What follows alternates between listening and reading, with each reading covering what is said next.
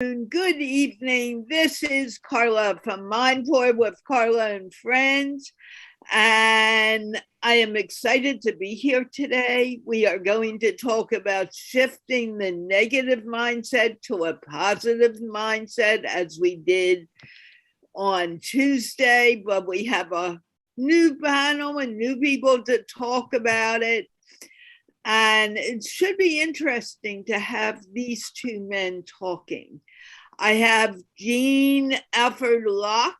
Did I get, or is it Locke, Alford? I always get that confused. It's Locke, Alford. Thank you. And someday I will stop confusing it, but I have Jeanne, Locke, Alford here.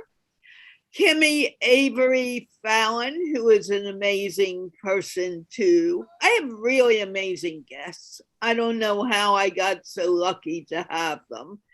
I have Neville Gaunt, who always amazes me and just became a grandpa. I just thought everyone should know we're all excited, and pictures have been found of the baby. And we have Kamran Z Rizvi, who is the top trainer in Pakistan. And for some reason, he always comes and joins us. And I feel so fortunate to have Kamran as part of my panel. Having said that, I'm going to ask Jeanne to take over for a few moments so I can do what I need to do, even for the panel. And we will get this show on the road. Jeanne? Thank you, Carla. Hi, everyone.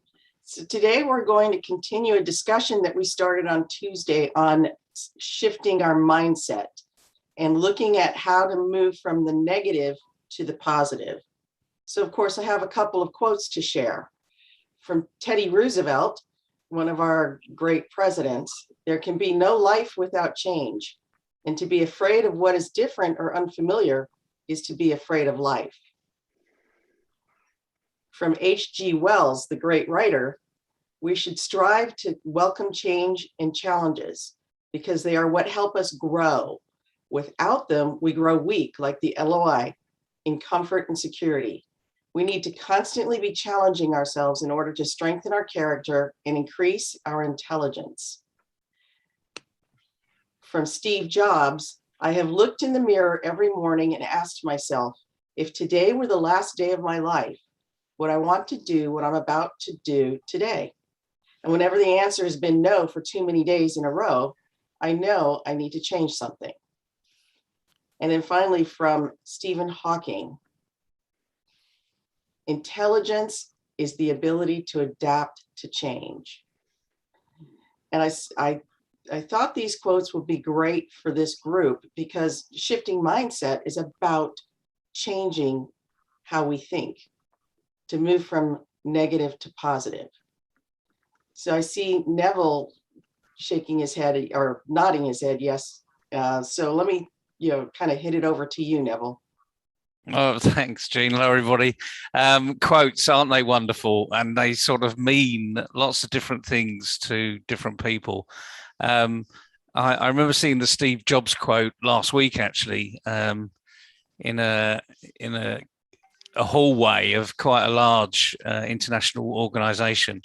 And I just happened to be walking along with a fairly senior individual. And I said, oh, so you got Steve Jobs' quote up there. And he said, which one's that? Where's that? And I thought, well, that's interesting, isn't it? This guy must walk past this particular picture every day of the week, if not once, but probably at least 10 times a day. And not once has he really looked at it. He'd heard the quote before, of course. But this is just the classic about quotes. Unless they actually mean something to you, they're pointless. And it's that level of awareness, I think, that people lack when they've got a negative mindset and they're moving into a positive mindset, or they should be moving into a positive mindset, because it's just that very same thing. For me, it's all about awareness. So if you're ranting and raving all the time, then you're clearly have got a negative mindset.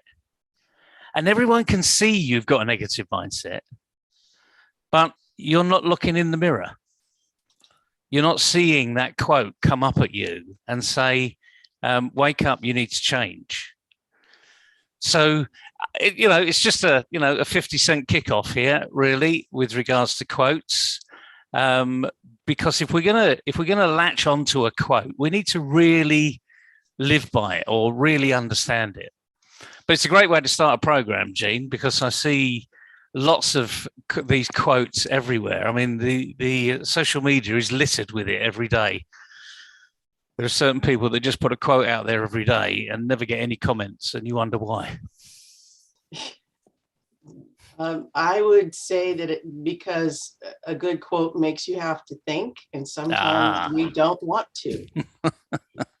Thinking, that's another good word, isn't it? It's just a thought, I sometimes wonder if people even know how to think these. Oh, careful. That's an educationalist talking for you. Or are they just saying, hey, this sounds good, but they're not thinking about it? My two thoughts. I would say probably somewhere in between there, Carla. I'd hate to think that people don't know how to think or anything, because we do, but I think we get numb and just we're either overwhelmed and numb, or we're just bored and numb, or we have no goal and we're numb. But it's the numbness that keeps us in that stasis state and not wanting to change. And even though change is a constant, I forgot the name of the philosopher who said, the only constant is change. Sometimes we're so overwhelmed with everything that all we can do is get into that freeze, fight, flight, or freeze stasis moment. And so to make the step to want to change your mindset takes great courage. We talked a little bit last time about how the people around you pull you back when you try to change. So it takes great courage to go against the folks that are happy to be comfortable and stay the same. It takes great courage to allow change and to be accepting of change. So sometimes we do just put out a quote because we kind of want to change. We kind of want to see this move, but somebody else needs to pull us a little bit, because then I can let my courage out. Nobody will, fight me on it. Does that ring true to you, Kimi? Yes, there's that, but there's also what Carla was addressing earlier, which had to do with making a choice to change. Some people don't even know they have a choice to change the way they're thinking. So as Neville was saying, the man who walks by that positive quote every day, his mindset and the way he's thinking and the words he's using about his life literally block out quotes like that. He can't see it. They're not in his field of vision or in his reality. And part of that has to do with the fact that he doesn't even know that he has a choice where he could focus on something different. I know for myself, when I first started learning that I could make choices about it, I read a book called by Louise Hay called You Can Heal Your Life. And it had a bunch of affirmations in it. And she explains throughout the book why it's important, how to change your thinking, and then gives you affirmations to do that, which is super helpful. There was another book that I came across called You Can't Afford the Luxury of a Negative Thought. And it was filled with great quotes. And it also describes how our bodies are not are wired for fight or flight. That's our instinctual level.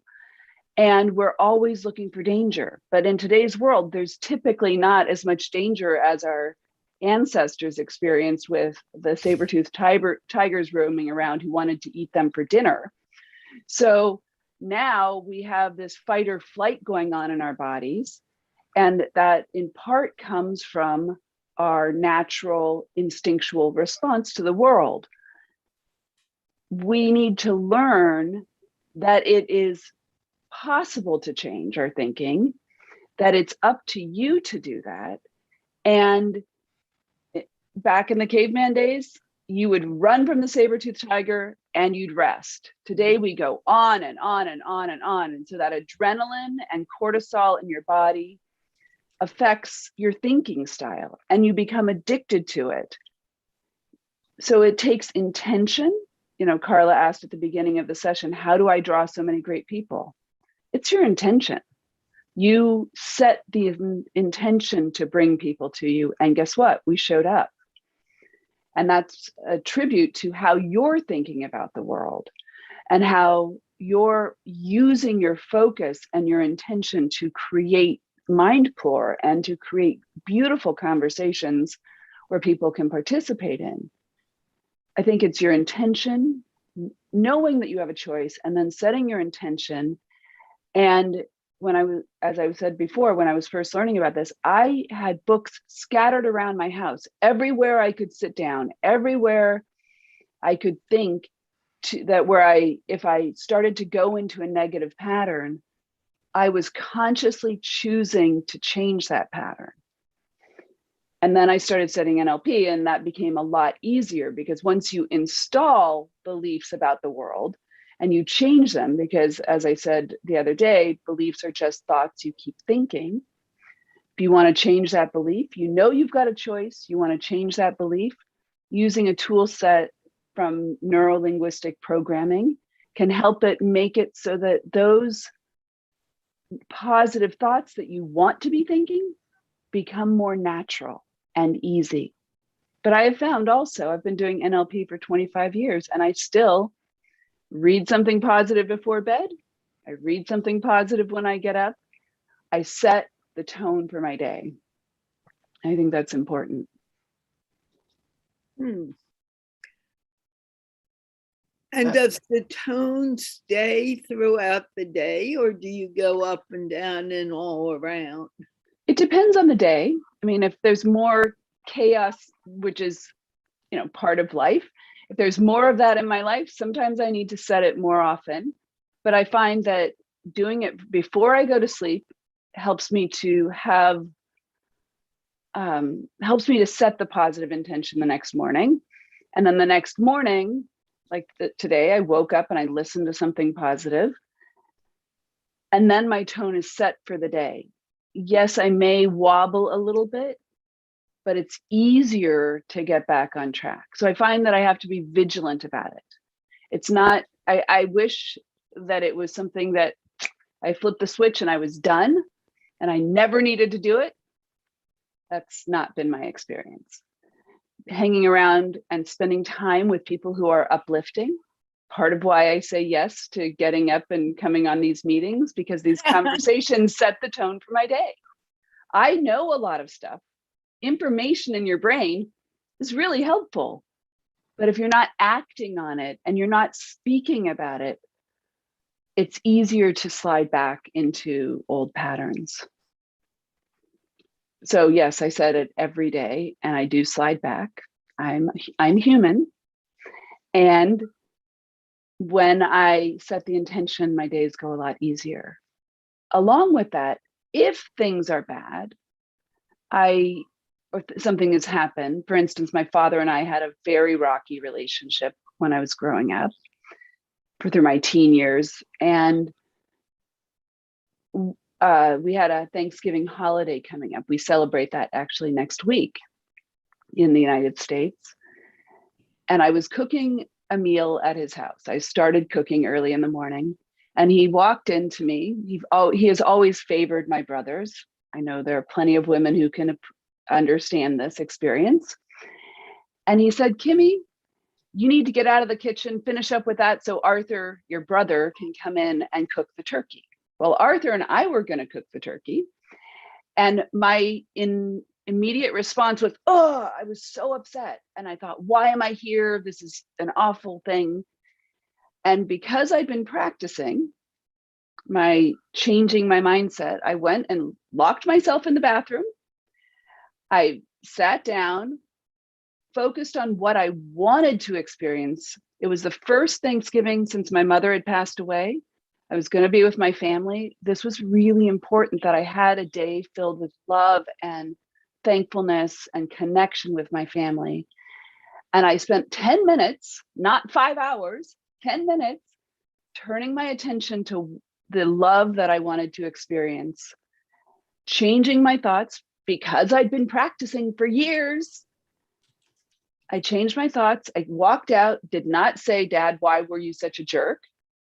I walked out and focused on the love I wanted to experience. And that night, I laid my head on the pillow with a big smile on my face, thinking, this was exactly the holiday I wanted with my family.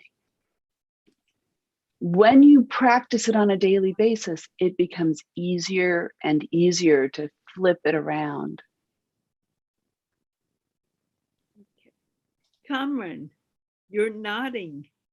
Yeah, I mean, lovely thoughts that come through, and I mean, Neville, Jeanne, and Kimi. Now, I'd like to add to everything I've heard.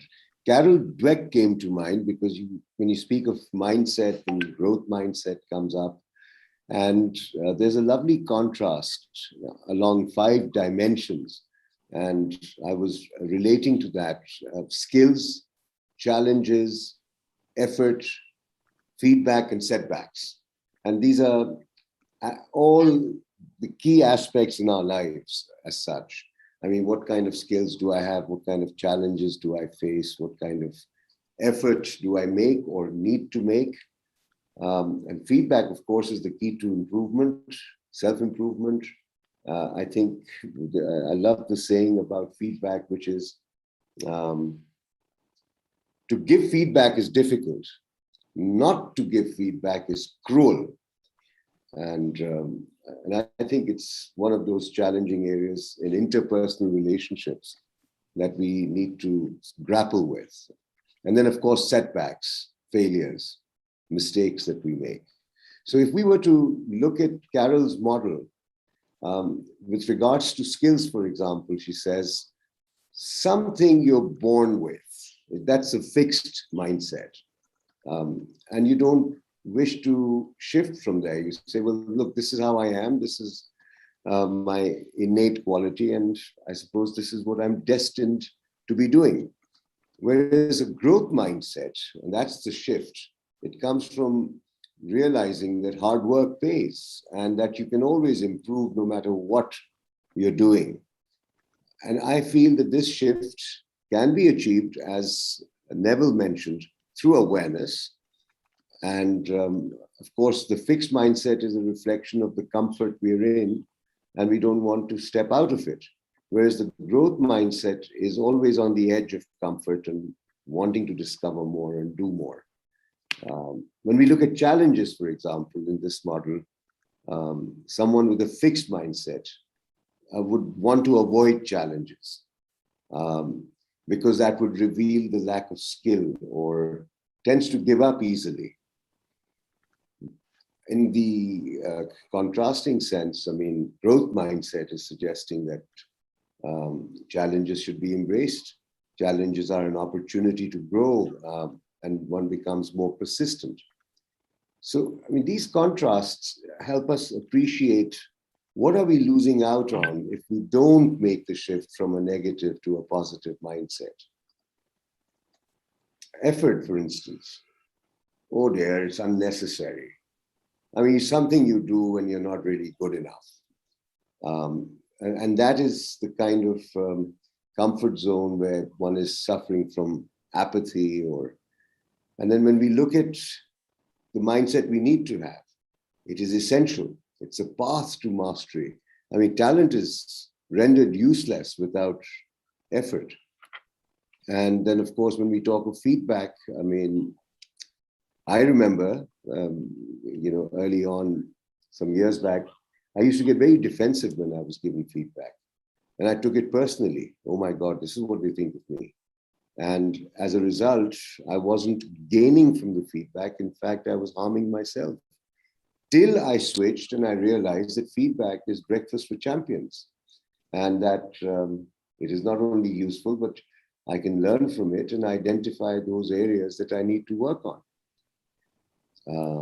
Likewise, when we look at setbacks, I mean, it's so easy to blame others and to get discouraged. Switch, and you suddenly find out that setbacks are a wake-up call to, respond to, and also to work harder next time. Bounce back. Success is how hard you bounce back after a fall.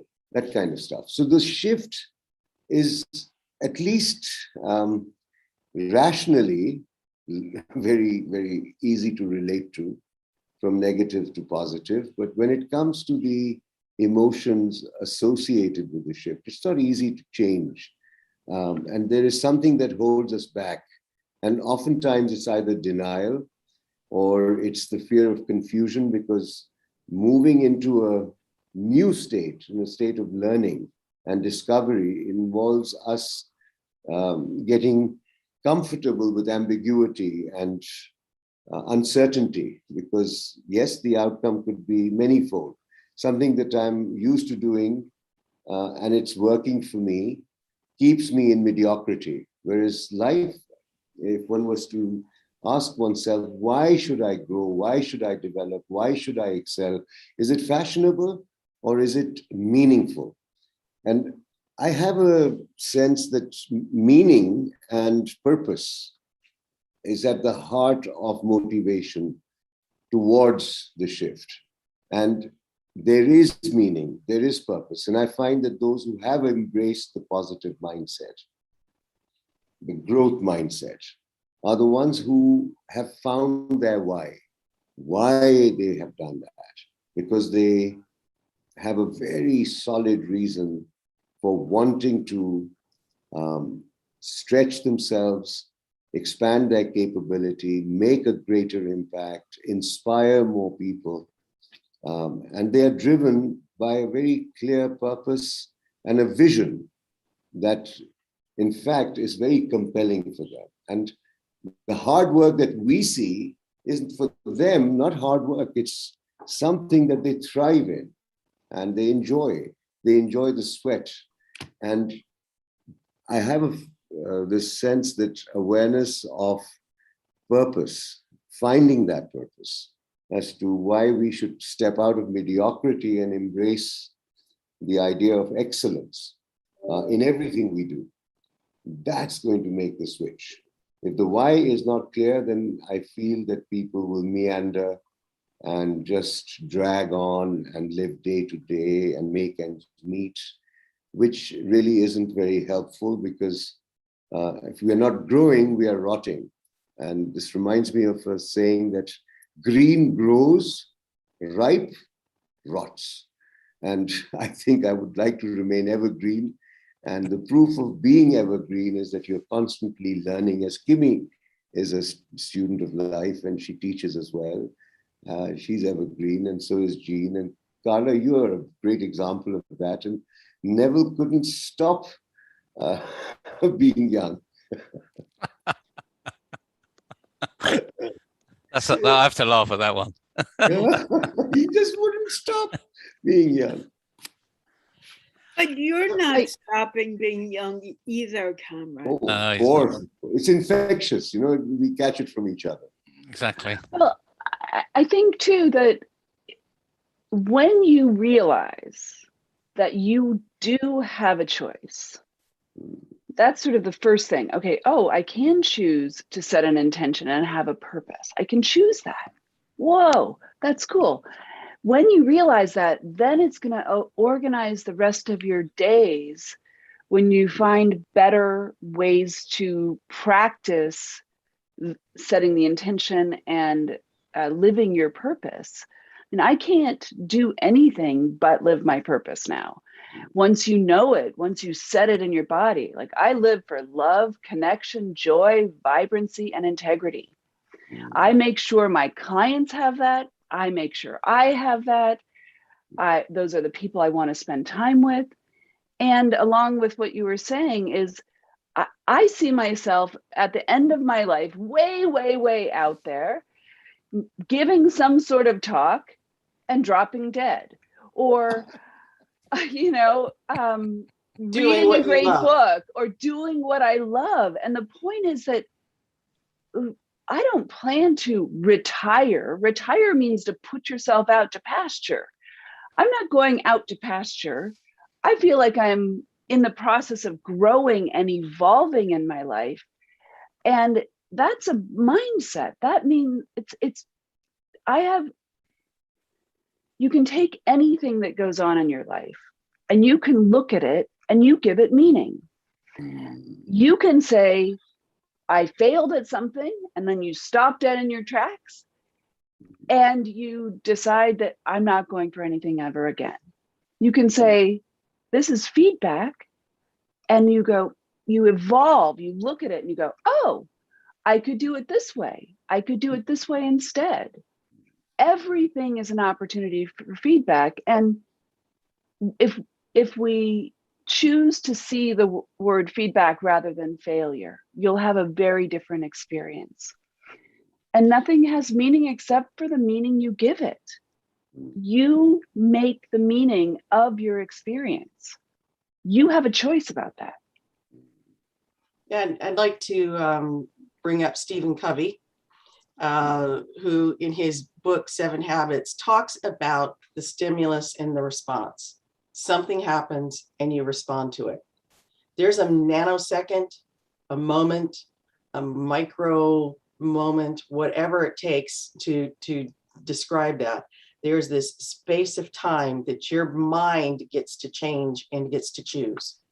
And if I thought of one first step, it's to recognize that between, as he said, between the stimulus and the response, you get to choose. And in my early spiritual training, I learned that metaphysically, the word Jerusalem meant peace, and the word Babylon meant chaos. So when this was first brought to me, in the lesson that was being taught, you get to choose heaven or hell, was what was said. And, you know, to me, that's a no-brainer. You choose heaven, right? Well, what that ended up being was you get to choose Jerusalem, peace, or you get to choose Babylon, chaos. You know, and I often say you get to choose to respond thoughtfully, deliberately, or you get to respond chaotically, emotionally, whatever. We get to take that level of control and how we react or respond. That nobody else has that power over you. That you have that power, only you. I can't control how Kimi reacts to what I say. I can't control Neville or Kamran. Carla would like to think I could control her, but she knows better, right? I don't expect you to control me. Right. But you give me some great ideas. We can only control ourselves. And so it's between that stimulus and response, we get to control how we react. And that actually kind of guides us when we learn to make that distinction and understand it. That guides us to make the shift, to decide, I don't need to be negative today, or to recognize, oh my heavens, I'm driving like a maniac because I'm yelling at everybody and I can see my knuckles are white, you know, and decide to respond differently and say, oh, that person needs to get somewhere 5 seconds faster than me. I hope they're safe, you know, and change how we react to that situation. So between the stimulus and the response, you get to choose. When I finally understood that, because, you know, it's a concept that sometimes we're not ready to open up to, but when you finally realize that you get to choose, then you start to feel like I can be in the driver's seat. I can change. And I like to think of the first steps to make that change. So in a sense, I like to bring things down to a really practical, tactical, achievable kind of thing. And that's simply, as La Su said, take the first step. You know, the journey of 1,000 miles is one step at a time. And I will tell you that first step can often be the most difficult, because you take that step and people, energy, you know, things around you pull you back, you know, and it's not that they're being diabolical. There's nothing evil about it. That's just stasis. Stasis pulls you back into what's comfortable. And to be able to move forward and say, I'm making this change, God, it takes a lot of inner fortitude. And I actually am in awe of people who can do that, who can take that first step and do it successfully. This is why this is such a rich conversation going on here, because we're all over 20. But imagine now someone's listening and they're 18. Now they've got all the courage in the world to take that first step, but they don't know what step to take. They want to take the step. They have to take the step. They have to get a job. But again, they don't know what step to take. And if they're listening in here, I'm going to tell you now, I don't care what step you take. Just take it. Because while you take the first step, and the second step is a lot easier. And I actually did this on stage once. I said, has anyone heard of Lao Tzu? I said, you know, a journey of 1,000 miles starts with the first step. So I had 5 people on the stage. I had volunteers up there. And I said, I want you to take a first step and stop. And they were all given a destination. They were all told to stop. So they took the first step. Some took a little sort of pigeon step. Another one took a bit more of a stride. They all started in the same spot, but they all finished in a very different place, only marginally ahead of the others or behind the others. And I said, okay. And I asked the audience, this is about awareness now, what have you noticed? And one smart person said, you told them to stop. And I said, yeah, great. Why don't you come up here and you take a step, and I'm not going to tell you to stop. I want you to go out there with some drive. Cameron mentions purpose. Now the purpose is to take that first step. Have that courage. The person ran up to the stage. It couldn't have been maybe the first time they've ever been asked onto the stage. And he stood at the same place. And I said, okay, take the first step. And he went with a huge stride. And the interesting thing is, he couldn't stop himself because his momentum was carrying him on to the next one. So there is this thing about taking that, for having the courage. And the older we get, the least courage we have, it would appear. So what we need to be doing is, all these young people on here that are listening, have the courage to listen to what's being said here and take that first step. It doesn't matter what it is, because frankly, you've got all your comfort zone, as Cameron mentioned, comfort zone, all these wonderful phrases that come out in this type of discussion. You're in a comfort zone. You know, unless you're going to stand out in front of an oncoming bus or something, that's not a very smart step to take. But taking a first, you're in your comfort zone. It's what could happen to you. And the problem is, we imagine the worst thing that could ever happen to us. And then all of a sudden, that's a belief. And Carol Dweck will call that a fixed mindset. Because you've imagined something that's probably got a 1 in 40 chance. But what about the 39 other opportunities? And we forget them because we latch onto one, because that's our experience. That's what's practice has happened in the past. And we don't actually take the chance. We don't, as Kimi says, we don't know we've got a choice because we've always done it this way. So we'll always do it that way again. And I spent 30 years of my, professional career, when I had a proper job working in the oil industry, doing things not the same way every day, because that wouldn't create success. We constantly challenge, we push the envelope, another lovely phrase in the corporate life. You know, we pushed boundaries.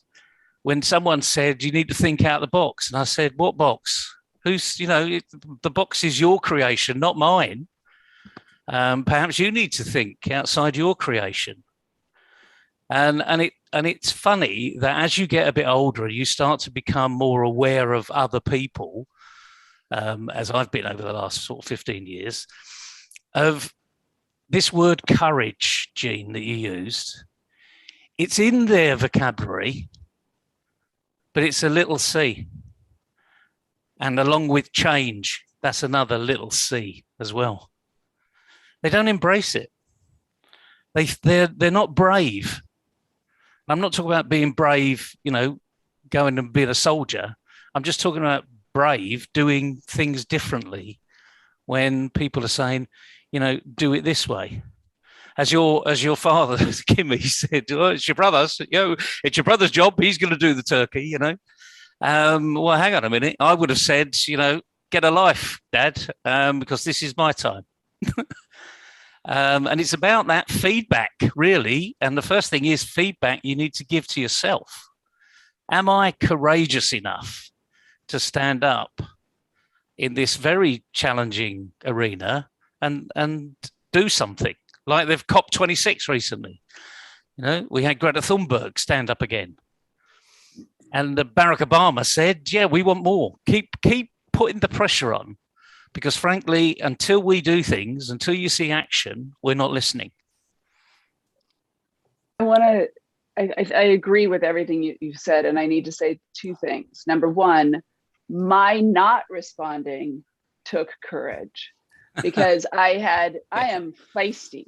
We fought from my age 13, well, maybe 11 to 36. We'd had a horrible relationship. If you had told me we would be friendly now, I would have laughed in your face because there's no way. And I had the courage to choose differently. And you need to know that you've got the courage to, if what's been or what has not been working, if you look at it and you say, I have a choice on how I'm going to respond, and I chose courageously to respond differently. So I think that's an important thing, because sometimes it's standing up for yourself, and sometimes it's, I can't control what he does, but I can control how I respond to it. And it's about looking at a situation and deciding how is the most effective way to get to the destination I want. And making a choice about that again. And sometimes your inclination is to fight. Sometimes your inclination is to stand back and not do anything.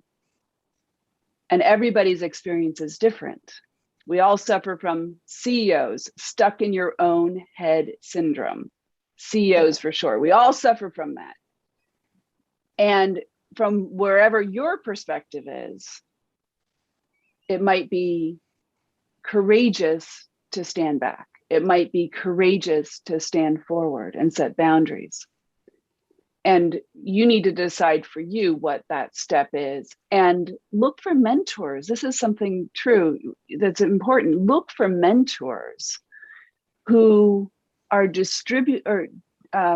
exhibiting behaviors that you want, that are exhibiting choices that you go, I like that.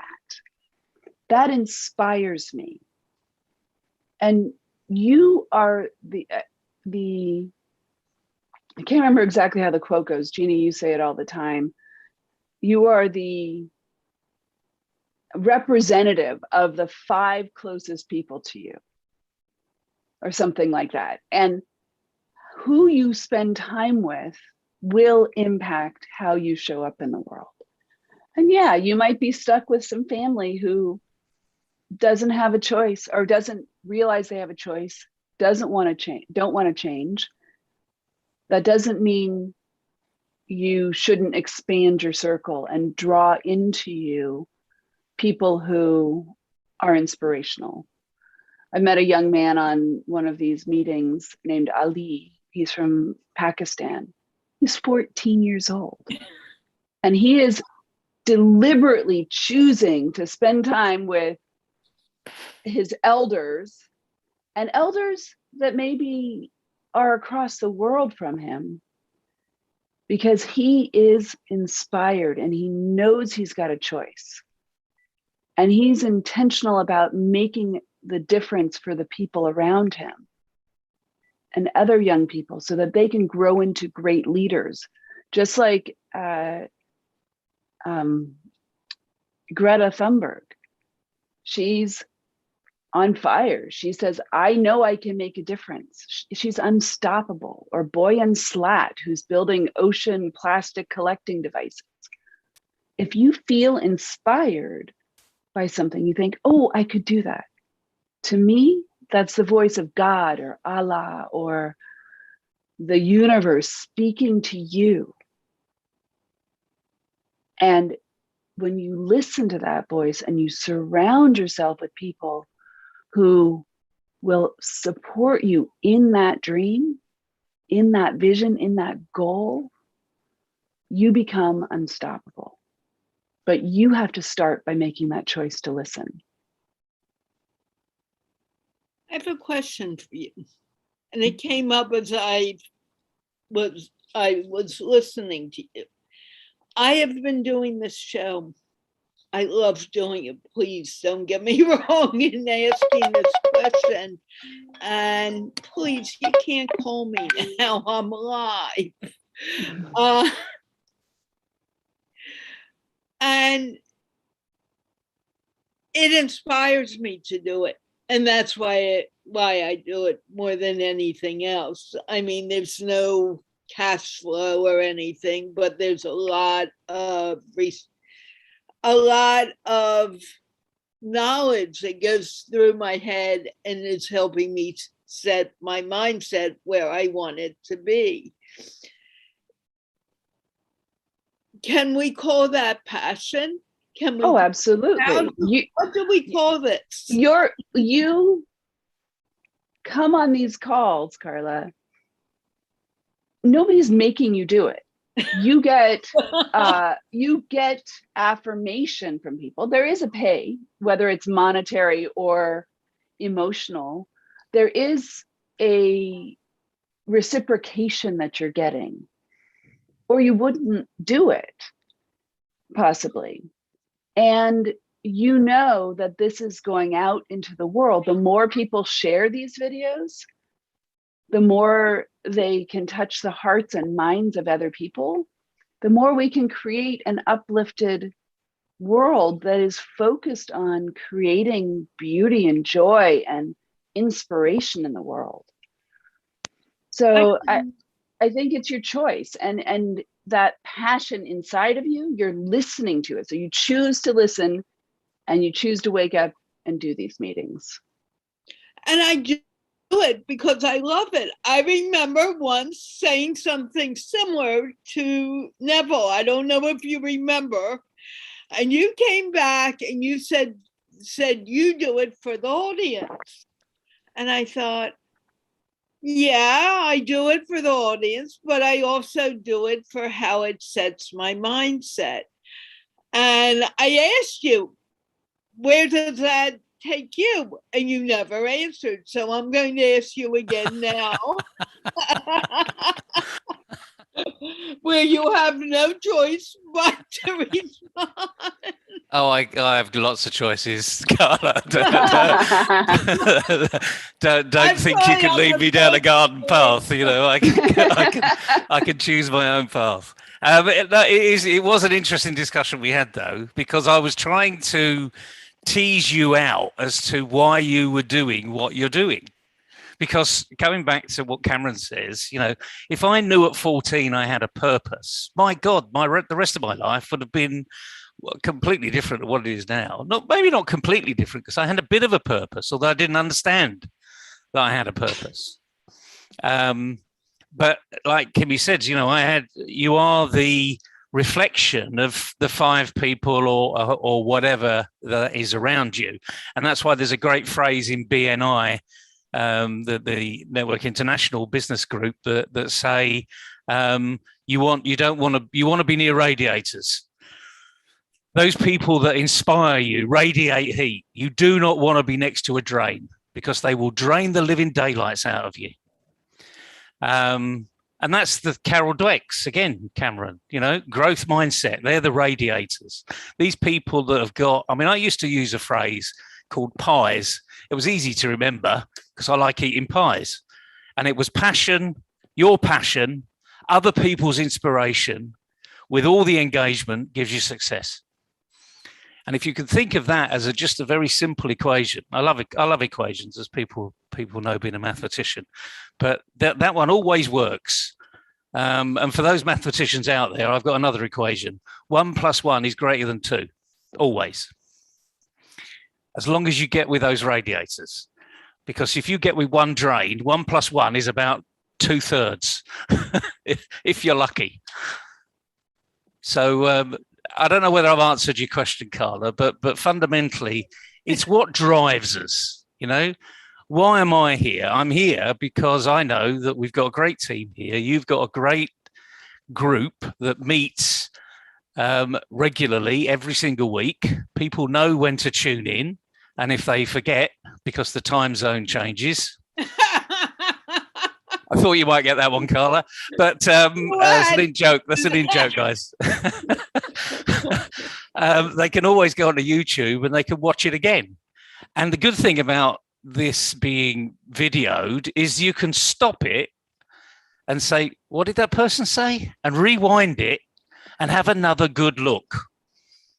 And so I wish we had this sort of stuff available when I was young, because frankly, I don't think I'd have gone to school, to be honest. I think I'd just be permanently on the web, looking at TED Talks and, listening to the likes of Carol Dweck and Sir Ken Robinson and the like, and Stephen Covey, that really are imparting all of this fantastic stuff. But just like this person that walked down that corridor, never seen it before in his life.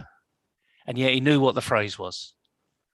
So it comes, to me, a lot of my journey over the last 20 years has been about awareness. NLP is a huge part about being aware, using what lenses you have to be aware of other people. And although you can't control what other people take and feel, you can control the delivery so that you are empathetic to that other person. And whether you mentioned Greta Thunberg. When she first came on the TV, I couldn't stand her. Here was this 15, 16-year-old kid with no experience whatsoever telling world leaders, you've got it wrong. This was almost like, if everyone's been to London, it used to be Hyde Park Corner was Speaker's Corner. And every Sunday there'd be someone up there. And typically on a Sunday, it was hell and damnation. If you haven't been good to people, you'll go to hell. That's it. That's where you're going. And and I just felt that's what she was saying. And Kimi, you mentioned it perfectly. You can say the same thing in a very different way and it gets through. Because now you're being empathetic to the other person. And this is another word we don't know how to do. We're never taught empathy. We're not taught feedback. There isn't a lesson on thinking in your 18 years of being at school. And these are just, lessons that if you have to wait until you're 40, 50 and 60 sometimes to learn those lessons, you look back and think, well, that was a waste. If only I'd have known that some time ago, I could have made my life actually a lot easier. So this is about your own journey here, is that forget everybody else, be selfish for a moment. You can either live the life in a growth mindset or you can live life in a fixed mindset. It's pretty simple. And by the way, you've got a choice. And Yeah. I made that choice. Absolutely. You know, the reason we do this is it helps me grow my mindset. And when Life Edmondson first gave me the idea, and it was supposed to be only 5 minutes and only me, I expanded it because it was a growth of awareness. I'd like to know what Kamran has to say about this. Well, I mean, Kimi triggered a thought, and then Neville had to say something which led me to draw this. Right now, this is an equation. Oh, love it! I love it. Yeah. Even brackets. We've gone up. Which is 6th grade stuff. Wait, what is that? Knowledge and skills. Oh, okay. Knowledge and skills you may and I may have in a particular domain and for a particular goal or a task. Multiply that with your attitude and you get the result.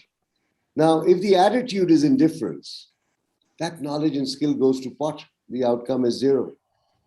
If that attitude is positive, whether it's 1, 2, 3, or 4, I mean, and knowledge and skills are, let's say, 100, at least you get a number at the end, some outcome. You know, it could be 100 or 500, depending on the intensity of that positive attitude. And likewise, if you look at the negative attitude, my God, your knowledge and skills will take you to the pots. I mean, you know, negative outcomes. So the variable is the mindset, is the attitude, is the paradigm. That's the key variable. And I think I love equations, and thanks, Neville, for triggering equations. So I just thought I'm going to draw that one. And what Kimi said led me to think of Dr. De Bono, Dr. Edward De Bono. He's a guru of thinking, lateral thinking in particular. And, you know, whenever you ask people, how many ways do you think? I mean, how many styles of thinking do you have? So we typically hear negative, positive, and neutral, open, you know, suspend judgment kind of thing. But then Dr. De Bono came up with the 6 thinking hats. And there are 6 different ways in which we can think. And Kimi's point about, you know, you look at a situation and decide how you choose your response according to the situation. Now that response could be either 1, 2, 3, 4, 5, 6. And any situation needs to be viewed from those 6 different lenses. You would only do that if you had a positive mindset. You wouldn't bother otherwise. And therefore, being positive encourages you to explore different ways of thinking around the same scenario. So he talks of the red hat. Emotions, what are you saying? How will the others take it? The empathy part. He talks of the white hat, not being prejudicial, not being biased, looking at things for what they are. He talks of the green hat, being creative. All right, so let's come up with an idea, not one, but many. You're being very, very creative and sharing people and encouraging them to brainstorm.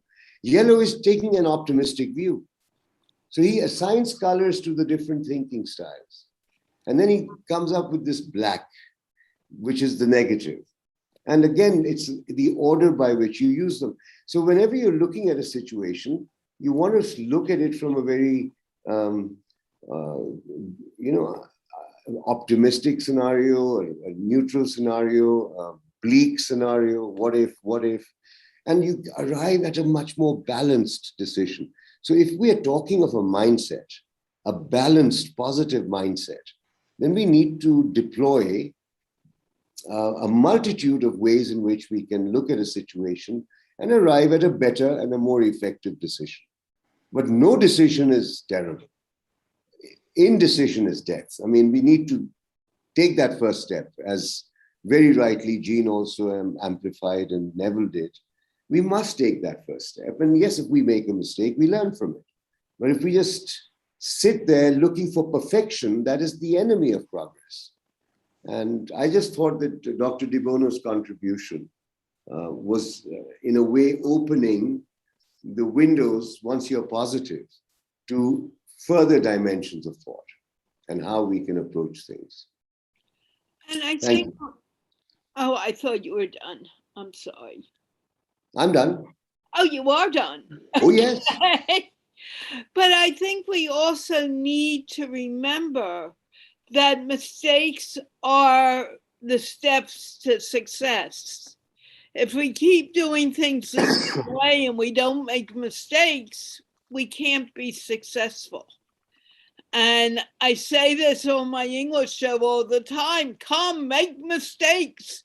There's only one mistake that I will always correct. If you call me a man, I'll tell you I am not a man, and I'll help you learn she and he. But the important thing is you make that mistake.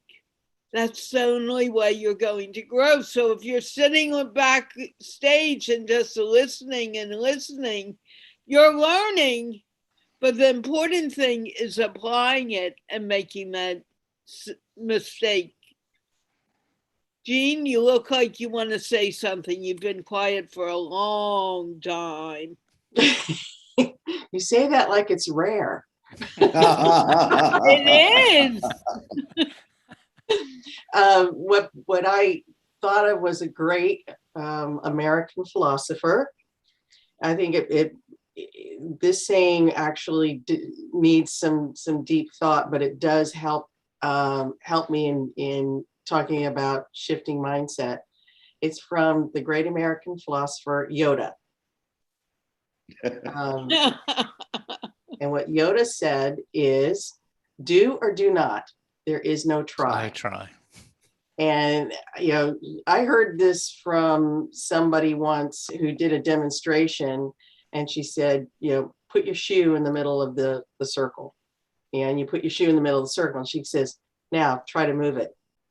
There is no trying to move it. You move it or you don't move it. Right. So shifting mindset from negative to positive, you shift or you don't shift. So I'm looking at Kamran's equation. Knowledge and skills, as you said, we have them, but attitude, that's the variable. So you change your attitude right there. You either change it or you don't, and that changes the outcome of the equation. So do or do not. There is no try. And I don't know, in the 70s when I heard it, if I was ready to hear it myself and to ascribe any meaning, because I was in that 18, 19-year-old phase, and I knew everything. Ask my dad. I knew everything. However, I did not know how to listen. I thought I did. I heard things, but I didn't listen. And so it's taken time to learn how important it is to listen and hear what somebody's saying. And you have to hear at a level that they're not even aware, because there's so much more than just the words. But if you take Yoda's advice at the very words, do or do not, there is no try, and you ascribe it to your life, it makes a huge difference. That takes all of the indecision out. It's either yes or no. There's no in between. Are you going to shift your mindset? Yes or no? And so if the viewers out there took a second and, wrote down the question, are you going to shift your mindset? Yes or no? And answered that every day. Wow. How powerful would that be? You start to look at what Steve Jobs said: when there's too many times you say no, you need to change. The thing about philosophy is that it's just a system of thought. Kamran has a philosophy, Neville has a philosophy, Kimi has a philosophy. We all have a philosophy. We have a system of thought that we choose, whether it's, the great John Locke, who's one of my ancestors, or Nietzsche, or Lao Tzu. Those are all systems of thought that we can adopt. But the one that I'd like to see everybody adopt is this one thought of Yoda's: do or do not. There is no try. And when you say, like like Steve Jobs, once there's too many no's, you make a change. For those rugby players out there, and for those American football players, a try in rugby is a touchdown in American football. And when I was learning to play rugby, I had a coach, and regularly the coach would pick someone out and he'd say, "You need to do better." And someone would say, "I'm trying the best I can." And his response was, "There's only one try in a rugby pitch, and that's over the line. So stop trying and get on with it." And that stuck with me. Thanks, Jeanne, for reminding me that, because that stuck with me. There are so many things that come into my mind as we have these sessions, that it's great for me, actually, because it reminds me of what I should be doing as opposed to what I am doing. But no, it's fascinating, fundamentally. Absolutely, yeah. Don't try, do it. Carla. Can I add something? No. No, it's my show, so. It's my show. Okay, fair enough. I shouldn't ask. I should have just jumped in. But what I want to say is that when I was just learning the Art of Living foundation course, and it wasn't even Art of Living then, one of the basic things that was taught was try or not do. And there's an exercise that I also do in my English show, where I have people take off their glasses and put them back on, and I ask, are you trying or are you doing it? And they begin to realize that they are doing.